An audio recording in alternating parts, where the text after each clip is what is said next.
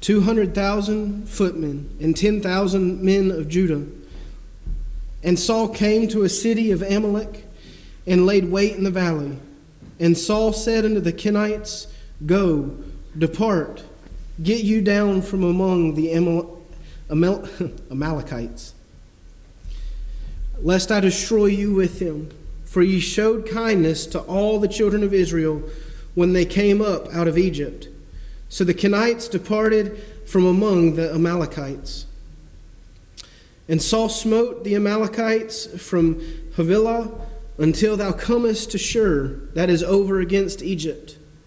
And he took Agag, the king of the Amalekites, alive, and utterly destroyed all the people with the edge of the sword. But Saul and the people spared Agag, and the best of the sheep and of the oxen, and of the fatlings and of the lambs, and all that was good, and would not utterly destroy them. But everything that was vile and refuse they destroyed utterly. Then came the word of the Lord unto Samuel, saying, It repenteth me that I have set up Saul to be king. For he has turned back from following me, and hath not performed my commandments. And it grieved Samuel, and he cried unto the Lord all night. And when Samuel rose early to meet Saul in the morning, it was told Samuel, saying, Saul came to Carmel. And behold, he set him up a place, and is gone about, and passed on, and gone down to Gilgal. And Samuel came to Saul, and Saul said unto him, Blessed be thou of the Lord. I have performed the commandment of the Lord. Church, we see here a very clear depiction of instruction being given from God. This is what you are to do. This is exactly as you are to do it. Saul went. He was obedient in going. Those of you that were at youth convention yesterday, Brother Jacob spoke about and preached about, it does us no good to know things. It does us no good to have the knowledge, to have wisdom, or anything else if we're not willing to be obedient. Well, Saul was obedient to go when the man of the Lord came and told him to go. He went and did what God told him to do. Kinda. He did so much what he thought to be best. He went as far as he thought he should go. And then he came back unto Samuel, unto the man of the Lord, and didn't actually come to him, but knew where Samuel was and went down to Gilgal instead. And Samuel went and found Saul. And what was it that Saul said to Samuel? He said, I have done what the Lord has commanded me to do. He tried to paint this beautiful picture of exactly as the Lord has commanded that I have done. I've been obedient. I've done exactly what I'm supposed to do. And I've been what I'm supposed to be as the king over Israel. Church, we're going to keep reading here in just a minute. But I just feel it's important for us to stop for a moment and understand it does not matter what we say. If we have not gone all the way in the obedience of what God has told us to do, we can say we have all day long, but we still will not have the blessings of God. And let me just take it a step further. What Samuel said back to Saul was very clear, that Samuel knew Saul didn't do what Saul was supposed to do. Church, we can come and we can paint a picture of wonderful things, that we live such a holy life, such a wonderful life, all we want. But let me tell you something, we're not going to be able to hide it from not only God himself, but we're not going to be able to hide it from the true followers of God when we're not doing what God has instructed us to do.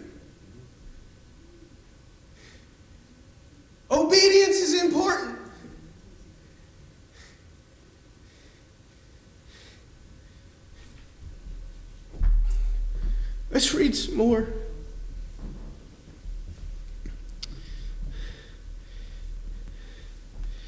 14th verse says, And Samuel said, What meaneth then this bleating of the sheep in mine ears, and the lowing of the oxen which I hear?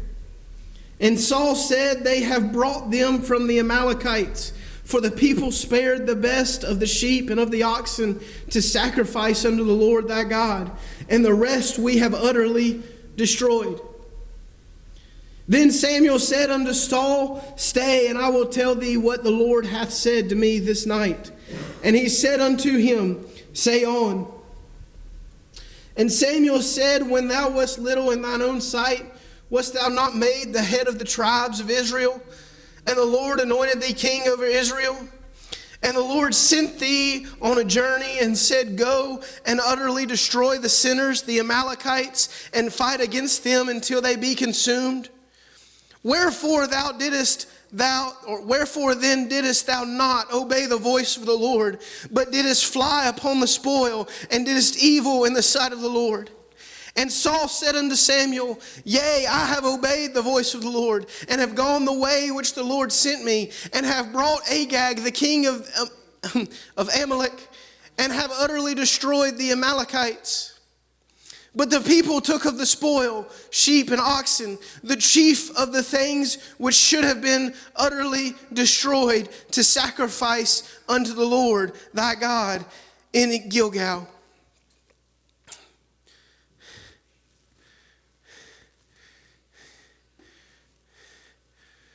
So first off, Saul lied. Point blank.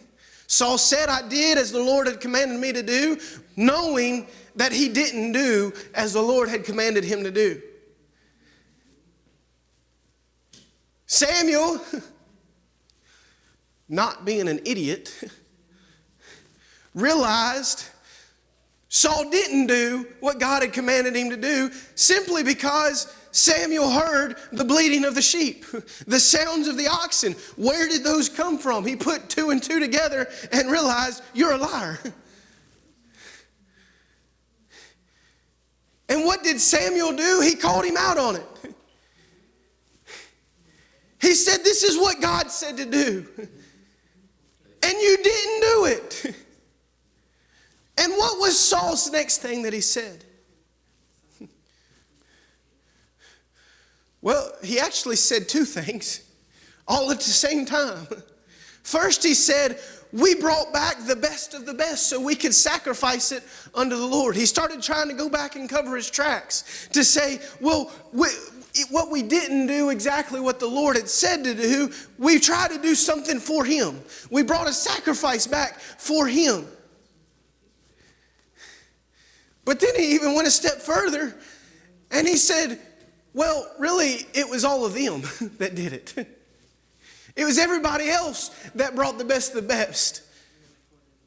We destroyed everything else, but they brought these back.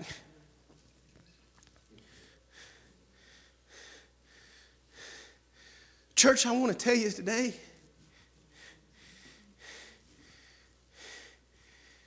we can make excuse after excuse after excuse of what we're doing, and even go as far as to say we're doing it for God. Even have good intentions that we're doing it for God, that we're trying to be the best we can be for God, that we're trying to make something better for God. But if we're not doing what God has told us to do, it doesn't matter how good we may make it, it will never be what it's supposed to be.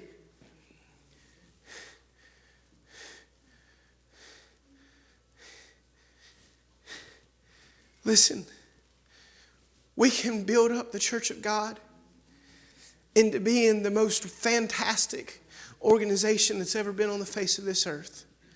We can get the best equipment. We can have the best things. We can have the best local churches. We can have a tabernacle that everybody else wants to come and be in. We can do all these things. But if we've not done what God told us to do and the way God told us to do it, we're never going to be what God would have us to be.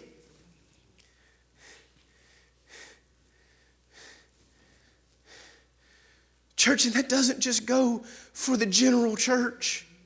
This church at Southside, if we're not willing to do what God is telling us to do, as God is telling us to do it, not our own ideas, not our own plans, not our own thoughts or opinions, but as God is telling us to do it.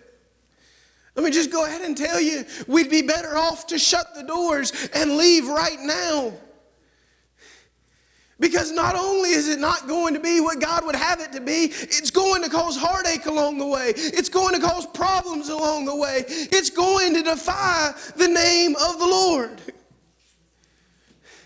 It wasn't but a few months ago, Brother Hector spoke about what happened because of Saul's disobedience here. And we see that the King Agag went on from this point and had a lineage that proceeded from this point and caused problem after problem after problem for the children of Israel. Church, if we're not willing to disobey or to be obedient to God, you see, it's not just us that's going to suffer for it, but you see, it's Sam and it's Tillery that's going to suffer for our disobedience today. It's not just Sam and Tillery, but it's this community that's going to suffer for our disobedience today. It's the people that would ever come into the house of God and have their lives changed, to have their souls healed, their hurts healed. That's who's going to suffer because of our disobedience.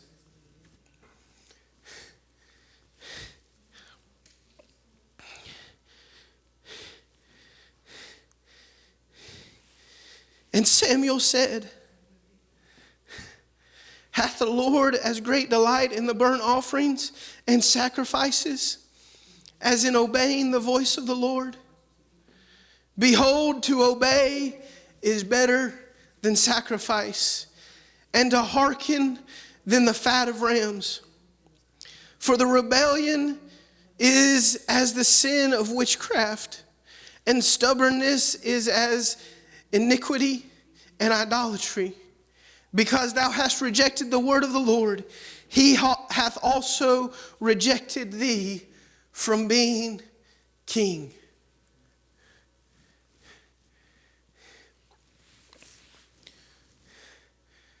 Church, what I'm talking about tonight, it's a heavy subject. It's a serious subject.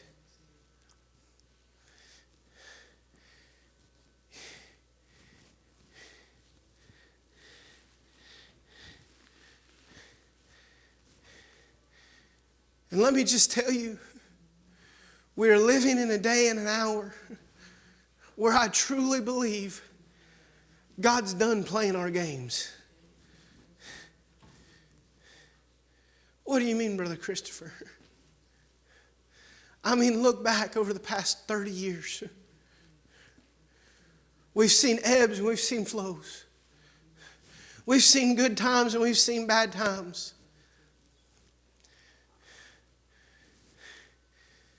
And you know what? Over time, we went through those spells of dryness, of feeling like, I preached it this morning, of feeling like, God, where are you?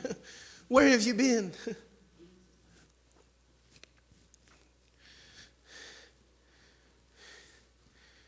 And you know what? Again and again and again, the Lord would speak to us, whether it be through local churches, whether it be through the General Assembly, however it may be, and give us instruction to get us back on track.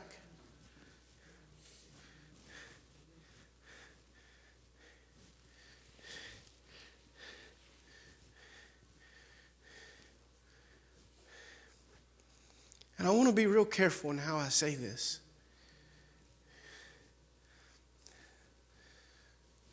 But I want to tell you something. I remember what it's like to hear God speak. I remember being in assemblies, being in conventions, being in local church services, and knowing when God was speaking to his people.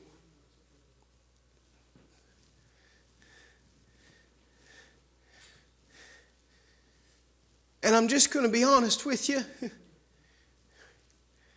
It's been a while since I've heard a message and interpretation and been able to walk away and say, I know I have heard God speak. Brother Christopher, what are you saying? What I'm saying is, we better stop playing games. Because I don't want to hear a message and interpretation that's not from God. I don't want to be in a situation where we're getting direction that's not from God. I want to know what we're getting is straight from the Lord. And I can tell you without a shadow of a doubt in my mind, when God speaks, my spirit knows who the shepherd is. And it knows how to respond to the shepherd. But when we hear all this chaos and craziness around us, what we miss is the voice of the shepherd, because all the chaos is what we're hearing. Church, God is through playing games with us. And if we want to keep playing these games, He'll let us keep going.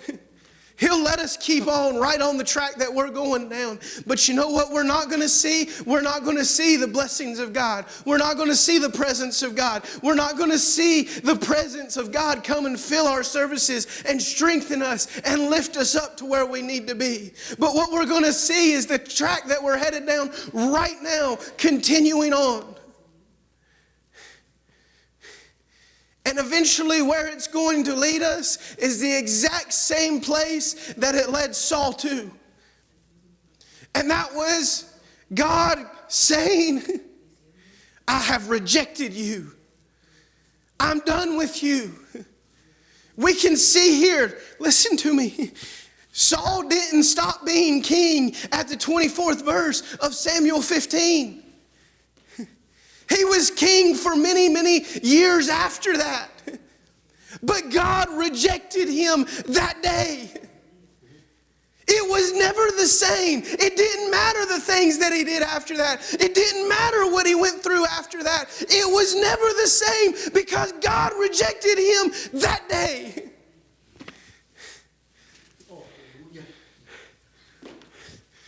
Church, I'm going to tell you, we can keep on, but God's coming to a point that He's going to say, I'm done. I'm through with it. I'm rejecting you. Or we can get back and we can say, God, come and have your way with us. I'll be obedient. I'll do what you want me to do. I'll go where you want me to go. Whatever it is, Lord, I'm willing. And then we can do it. You see, the truth of it is,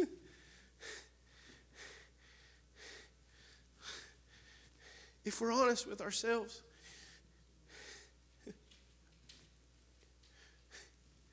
we've all said it before. God, I'm willing. I'll go. I'll do. I'm willing to do whatever it is. The truth of it is, I'd almost put money on the fact that every one of us has made an altar promise that we didn't keep. Well, God, if you'll do this for me, I'll do whatever it is that you ask of me. God, I'll go and be a missionary if that's what you want me to do. If you'll just do this for me. Meanwhile, we didn't hold up our end of the bargain.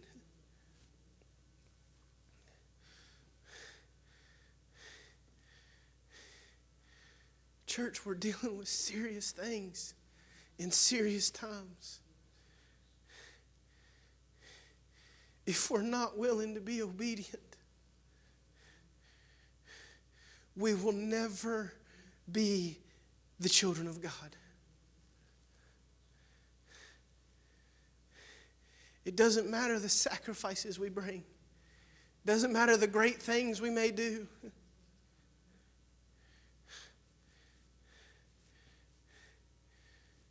I've been asked to go and be an evangelist in the youth camp this summer. The theme is faithful, and it probably wasn't a day after I was asked to be the evangelist that the Lord just spoke to me and said,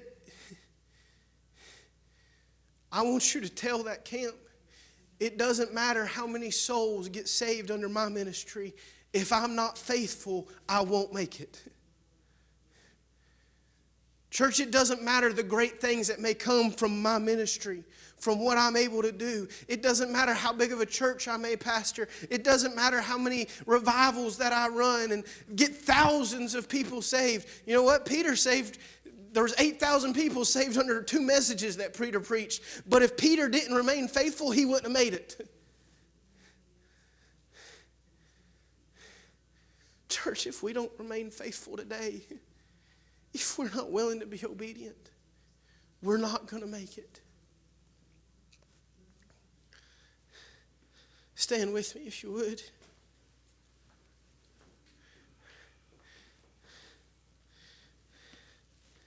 I don't know what's going on. I don't know what we're going to face, what we're going to do from this point forward. But what I do know is if we don't do something different, we're in trouble.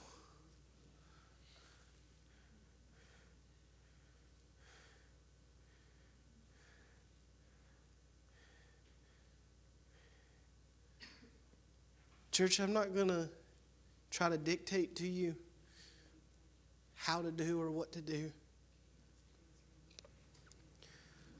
But what I'm going to ask you tonight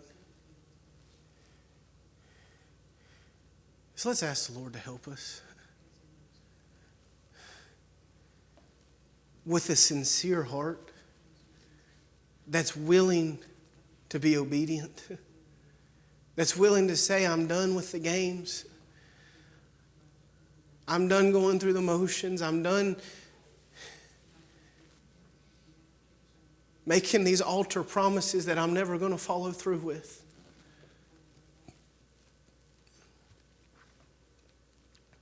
But I'm willing to be obedient. Whatever it is you would ask of me, Lord. Church, let's ask the Lord to help us here tonight.